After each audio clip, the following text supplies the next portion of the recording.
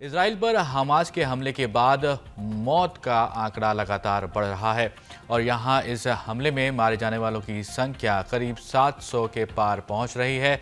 Israel के चिकित्सा अधिकारियों के मुताबिक आतंकवादी हमले में 908 लोग घायल भी हैं, जिनको अस्पतालों में भर्ती कराया गया है और उनका वहां पर इलाज चल रहा है। वहीं इजराइल के पीएम बेंजामिन नेतन्याहू ने इस हमले को युद्ध बताया था।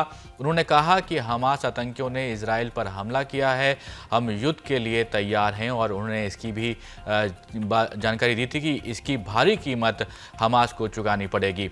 वहीं इस मामले में इजराइल ने भी कार्रवाई शुरू कर दी थी और अमेरिका से भी मदद मांगी थी।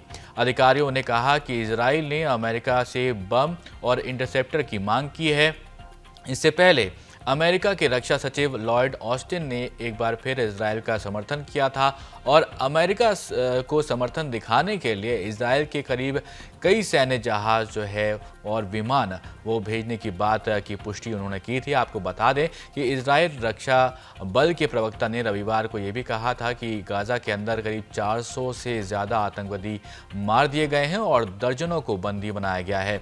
वहीं इजराइल रक्षा बल के अंतर्राष्ट्रीय प्रवक्ता लेफ्टिनेंट कर्नल रिचर्ड हेचेट ने रविवार को इजराइल पर हमास के हमले को उनके 9/11 जैसा बताया और उन्होंने कहा कि इजराइल जवाबी कार्रवाई शुरू कर चुका है और जो भी आवश्यक कार्रवाई होगी वो करी जाएगी। हेचेट ने कहा कि हमास ने ज़मीन पर, हवा में और समुद्र के रास्ते से हम पर हमला किया और उन्होंने सैन्य को भी नहीं बल्कि नागरिकों को भी अपना टारगेट बनाया है। वहीं दूसरी तरफ फ़लस्तीनी इस्लामिक जिहाद समूह के नेता जियाद नखले ने कहा कि गाजा में 30 इजरायली नागरिकों को बंदी बनाया गया है।